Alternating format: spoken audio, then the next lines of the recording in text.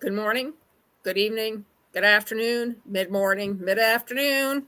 There's another time zone. I haven't heard about it yet.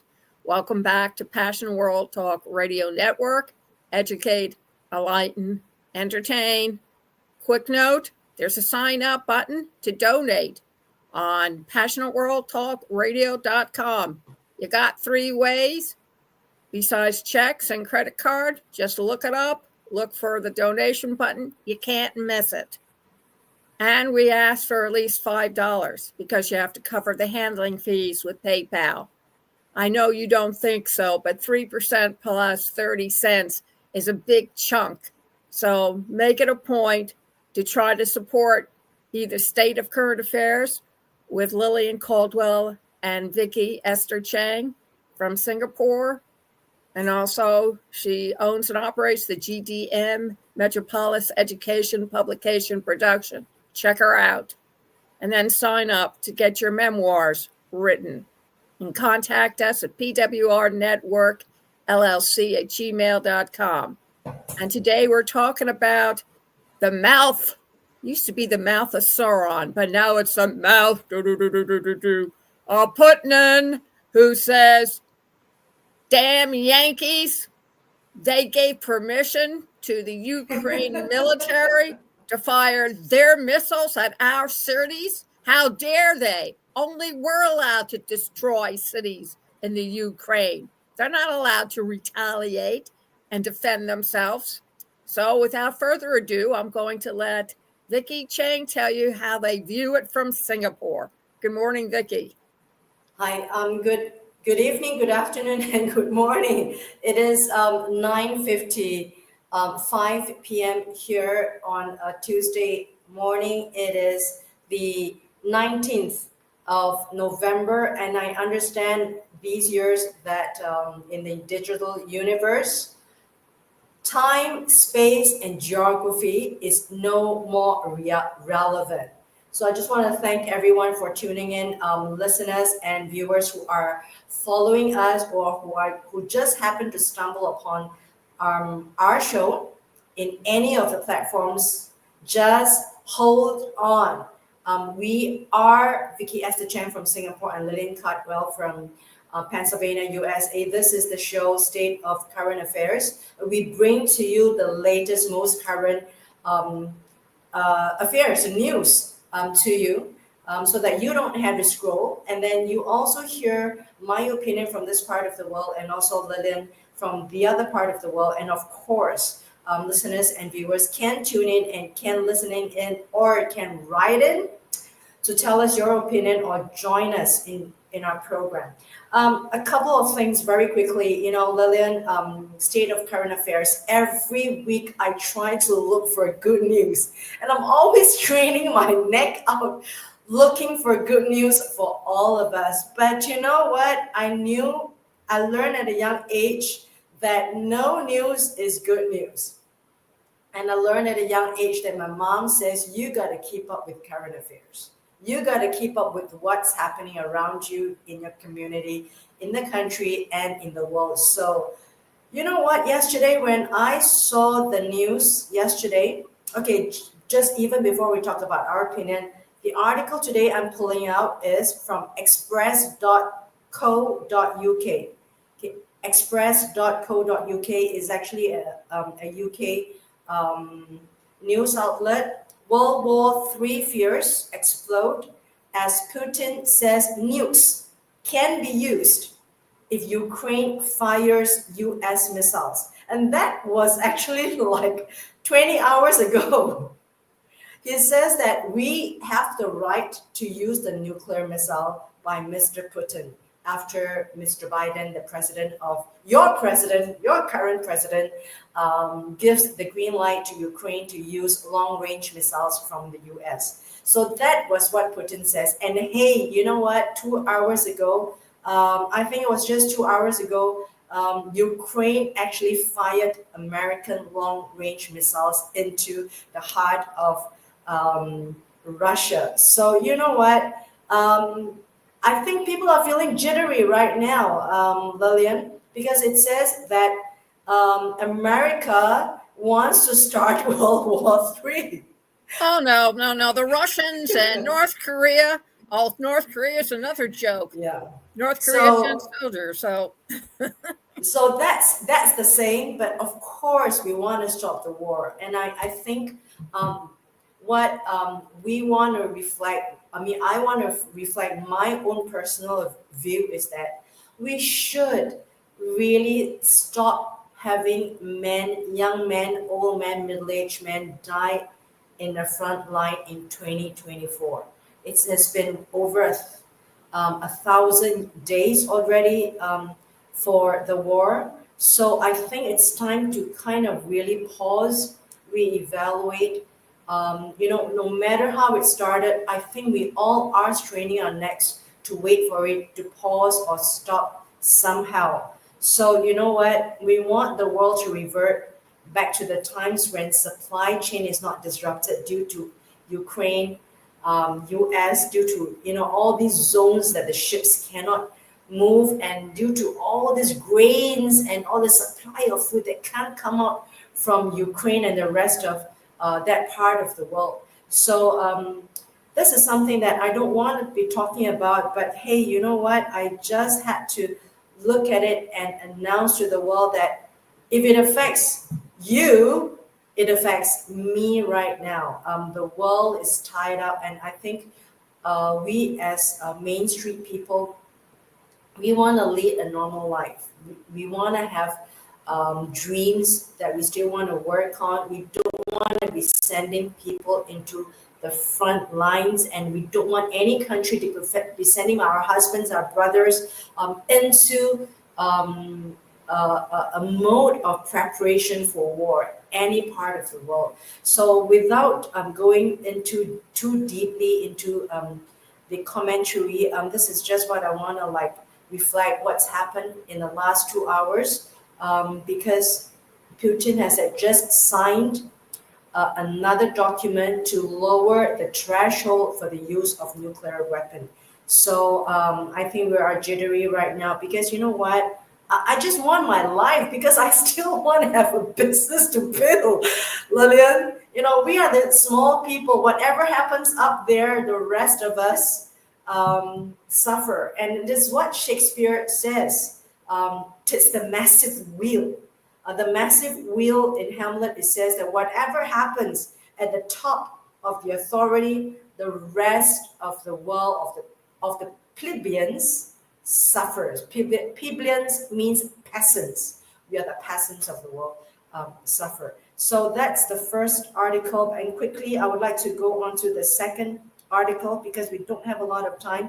I've chosen so many good articles, but you know what?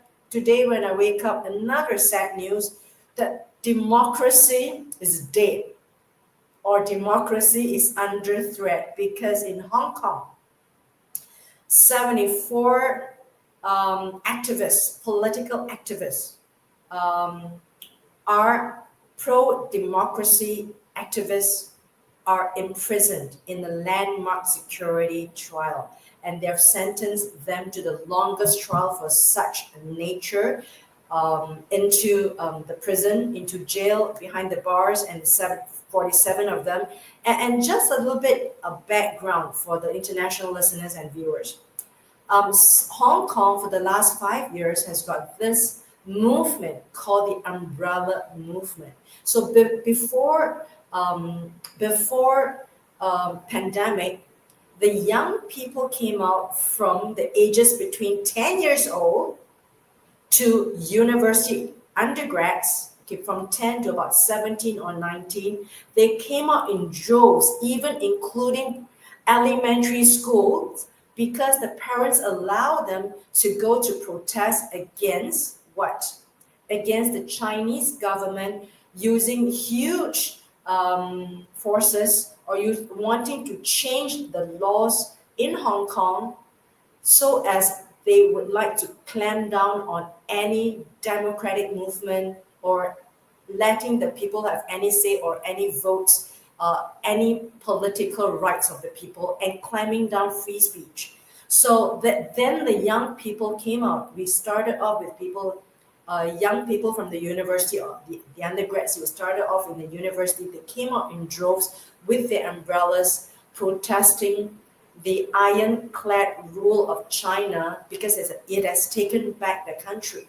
And then it kind of spread throughout over the couple of years. There are waves and waves of protests in the streets by young people less than 20 years old. And there are factions, of course. I mean, it's just within the families.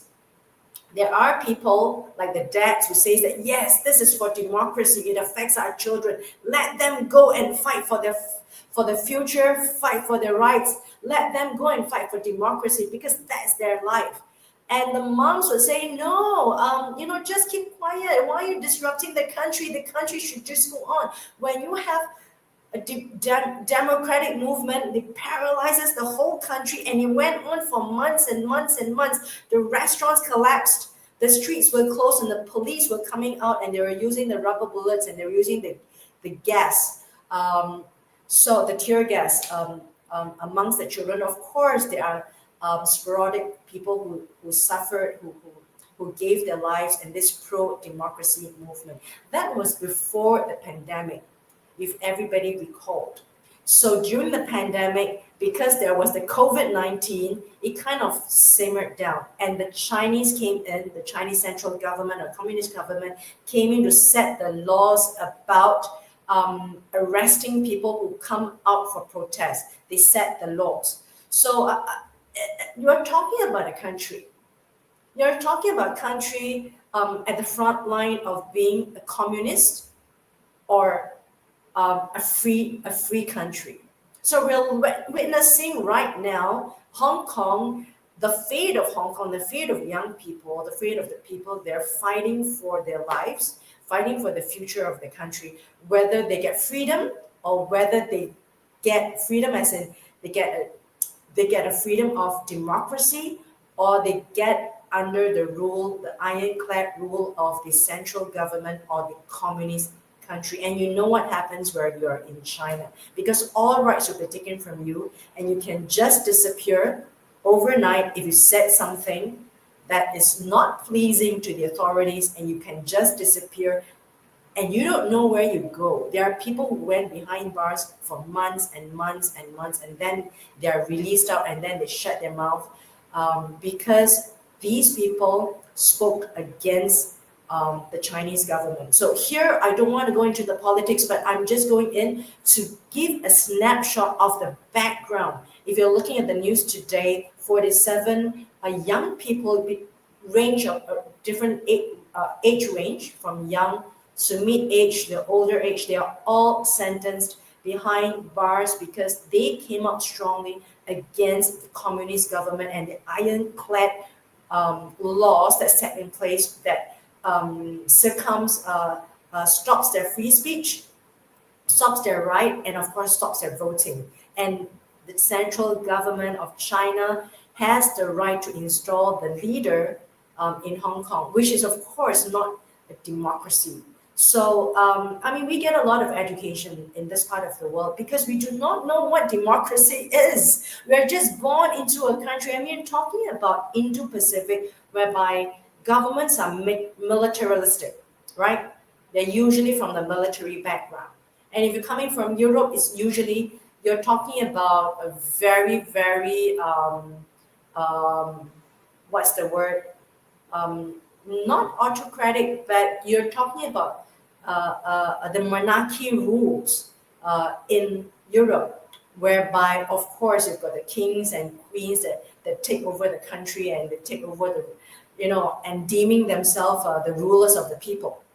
The only democratic, the largest democracy we find right now is India and the US.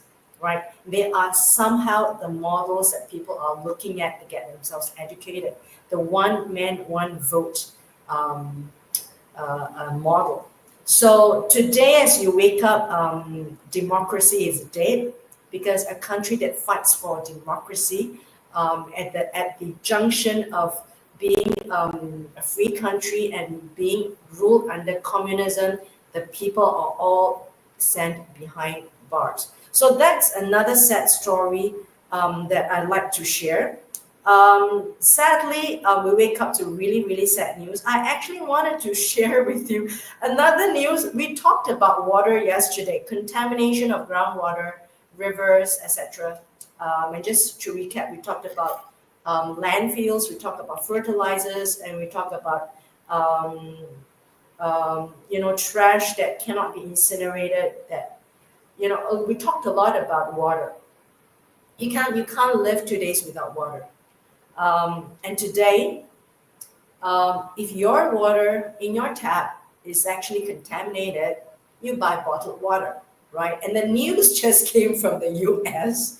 They are recalling 150,000 bottles of water due to bacterial contamination. What do you drink?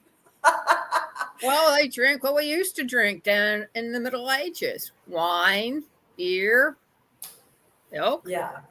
So this article from Real Simple, go to the website. But a Real lot of this Simple. water is not from the US. A lot of it's imported in. Yeah, they import it. So this is what I'm trying to say. When you get bottled water, it doesn't mean you're safe, because who certifies that they are spring water or mineral water? You don't know. They just got it from the rivers, without treating them. So yeah, and people should know that the animals go into those rivers and streams just the way everybody else does. yeah. Something to think about. So realsimple.com, you can find the article there. It says that over 150,000 bottles of water recalled due to bacterial contamination. The FDA issued a Class 3 recall for over 150,000 bottles of water bottled by Berkeley Club Beverages out of the Berkeley Springs, West Virginia. The products tested positive for coliforms, which are bacteria present in digestive tracts of animals, including humans, and are found in their waste. Exactly what you just said, etc., etc., etc. Now, this is just an emblematic. The news that came out from the US, because the US tested it. What about the other countries? What about the other countries that don't even test them? What about the other countries that companies just bottle it off from the taps and the rivers, and they sell it unscrupulously in the shelves? And you, as an unknown, uninformed consumer, you just buy them off the shelves. So I'm just going to say nothing is safe for us anymore. Again, I would say that nothing is safe, but if we don't get ourselves educated and get our voices heard one day, that make our voices and our forces strong enough to force companies to be responsible, to force regulators to be more responsible. We are always at that end, and I would say that we are looking at the world that is highly, highly contaminated, and we are not going back. I mean, yeah, it sounds like it's a political speech. We're not going back because we can't go back anymore. Whatever things has been contaminated and released out into the wild, it goes either the air, water, and liquid in your rivers, or solid in the land. So that's a sad news. Another sad news, I hate to say this, but a reminder, a helpful reminder to all of us, a British news website, Surrey Live website. The website is www-getsurrey, SURREY-CO.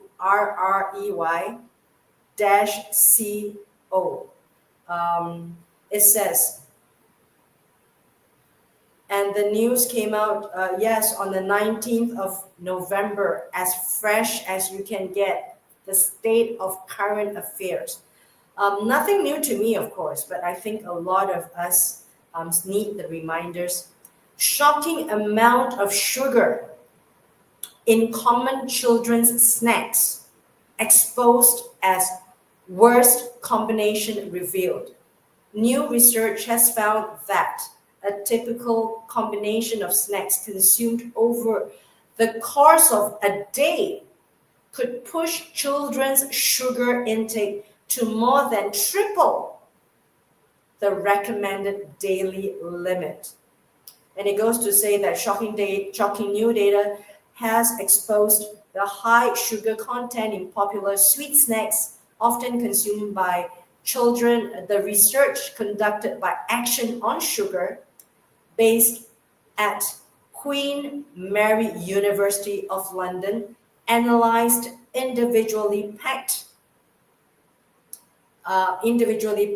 and portioned sweet snacks readily available in supermarkets. It discovered that a typical combination such as a cake, a chocolate bar, and two big biscuits eaten throughout the day contains 1,326 calories, 92.5 grams of sugar.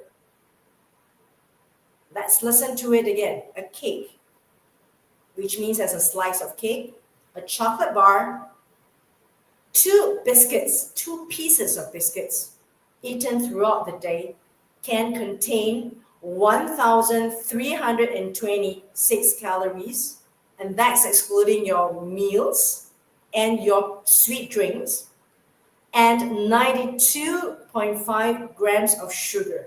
And this is triple the recommended daily sugar limit for children aged 11 and over, and that includes you and I, because you are children above the age of 11.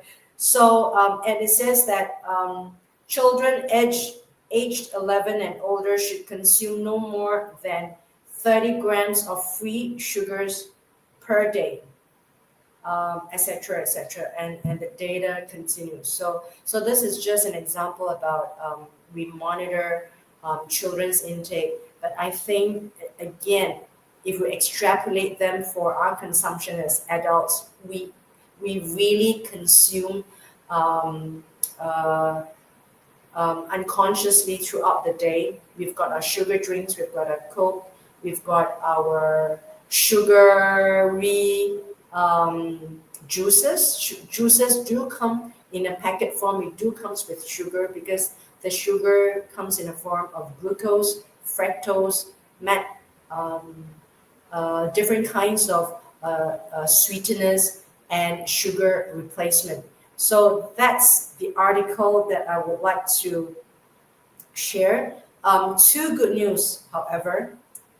It says that it is found that cocoa or green tea may protect against negative impact of fatty foods when stressed.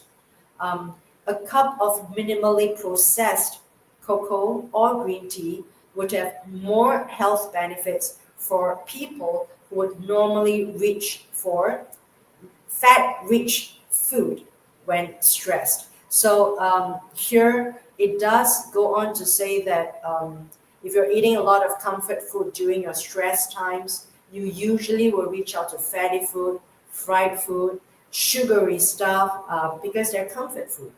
And what can actually help you in blocking certain of this fatty foods or fats from these food or sugars? Number one is green tea. We know that already. So the question is, have you gotten your good cup of green tea today? And cocoa. And here it refers to cocoa and green tea without sugar or additives or other added flavorings. So again, as a reminder to all of us, myself, I take a lot of green tea. I'm just going to show you something that I can't do without. A huge pack of herbs that has 20 herbs inside this pack that includes green tea. The first pack that I put in there, I'm showing that to you because I am a self-proclaimed health advocate, but not an extremist. Okay, another pack here. So altogether, I've got two big packs, and there are like triple the normal size, right? That goes into my tea, and I say, and I remind everyone because it is something that I do. So it's not something that I'm trying to share that I don't practice myself. So again, this is another, I would say, a good news or a kind of reminder to everyone, um, to have your very bitter green tea or very bitter black tea or very bitter red tea or your kombuchas for the day. And even then, kombucha has got sugars. Um, the last article from University of Birmingham, UK, you can find that Birmingham, which is BIRMINGHAM, Birmingham.ac.uk, and this is the news from University of Birmingham, UK. Cocoa could protect you from negative effects of fatty foods during stress. Now we are living in highly stressed state everywhere in the world. It says that new research has found that flavanol-rich cocoa drink can protect the body's vasculature. That means your heart, against stress, even after eating high fat food. Now that's good news. So if you do take a lot of fats, a lot of deep fried food, I think Americans like deep fried chicken wings, etc. I think the whole world loves deep fried chicken wings. It's a universal truth. It's a universal favorite food.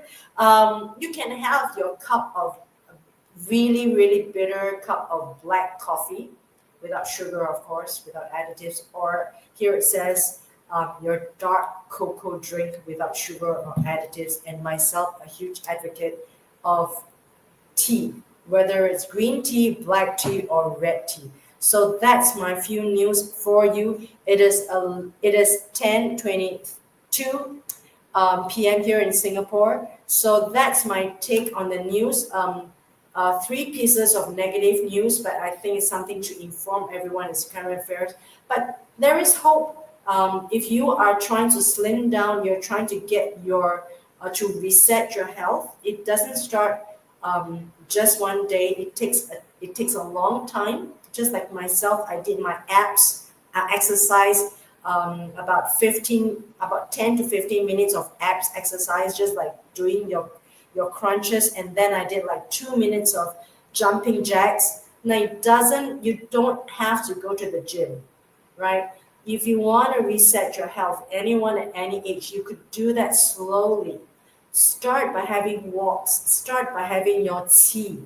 And I hope that this is good news for you. Nothing is too late, but persistence, consistency is the key to better health, to reverse certain things and to reverse certain chronic negative symptoms in your body. So, Lillian, I hope that ends on a good note for you and the listeners and the viewers.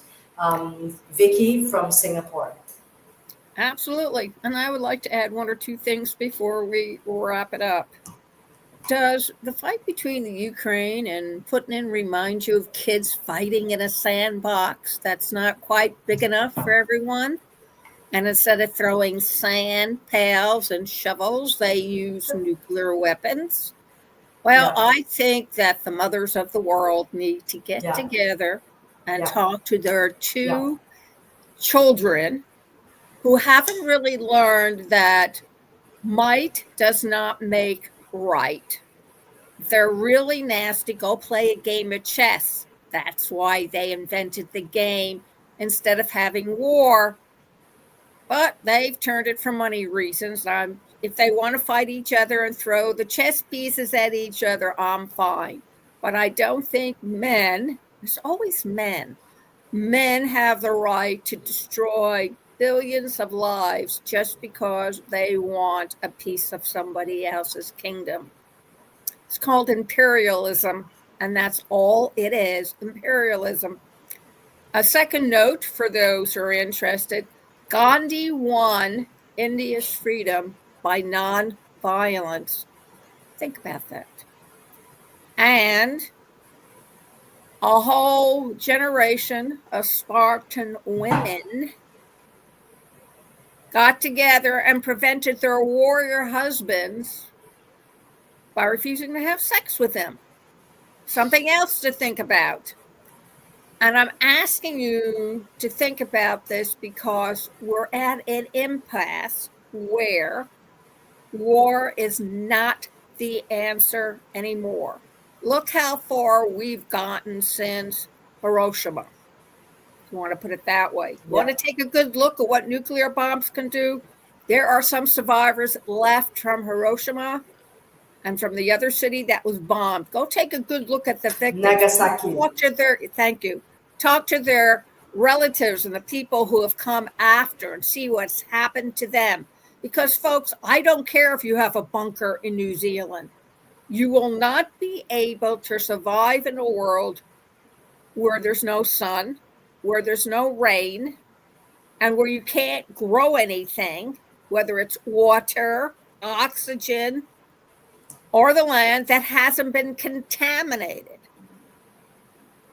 I don't care about it because I need medication to stay alive, so I'll go anyway.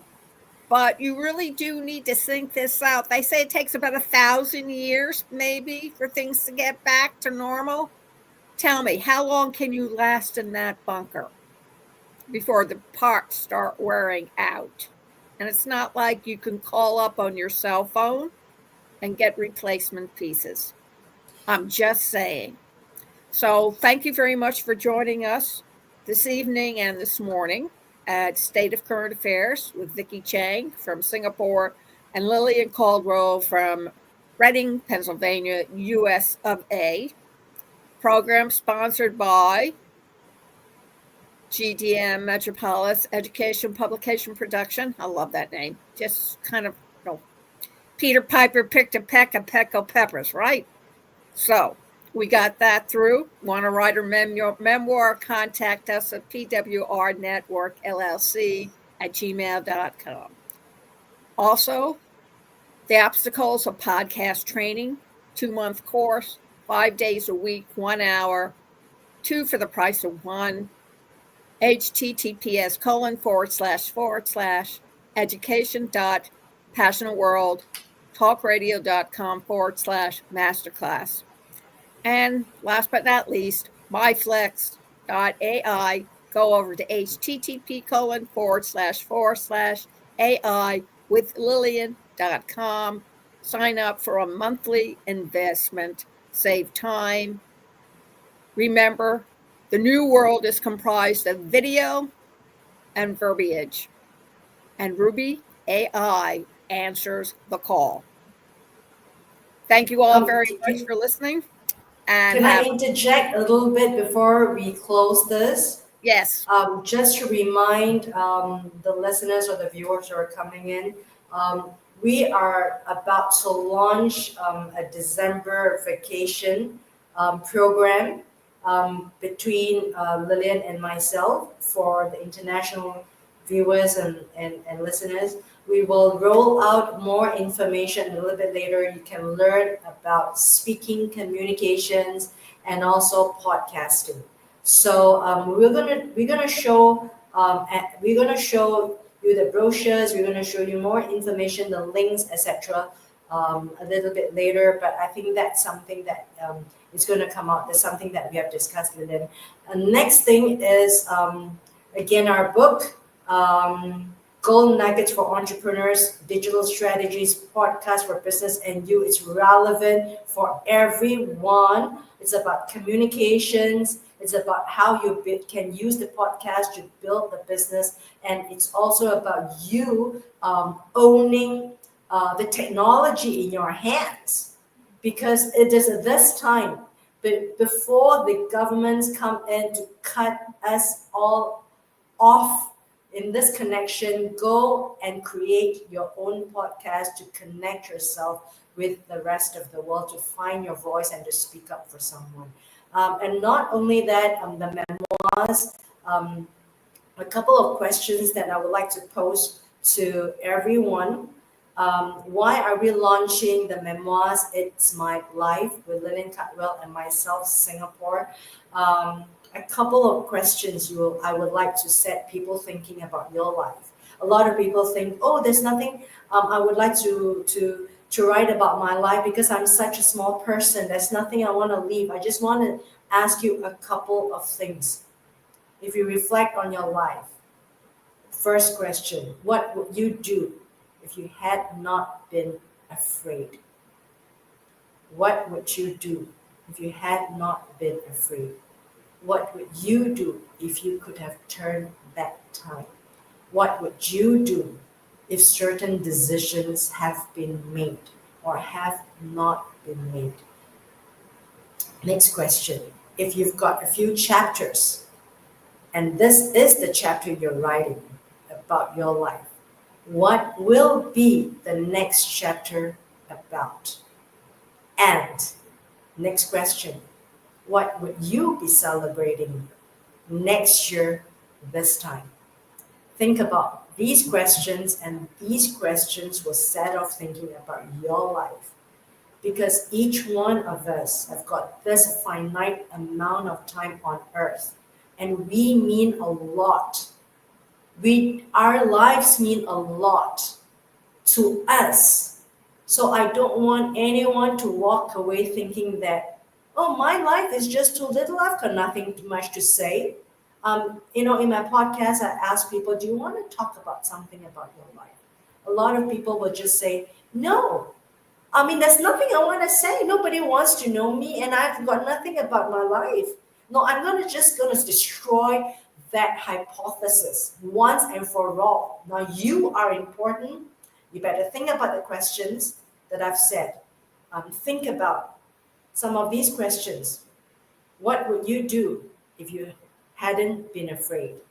What would you do if you hadn't made that decision? What would you do if you had made that decision? And what would you write about the next chapter of your life? And at the end of your life, what would you have celebrated? Thank you, Lillian. Thank you very much for joining us. Remember, you can go over to https://passionateworldtalkradio.com. Scroll down to the end of the page. You'll find State of Current Affairs. Click on it. It will take you to the page. Go below the comment form or leave a comment and click on the Google link, and it'll take you right into the belly of the beast where you can see this video all over again. Thank you very much and have an awesome day.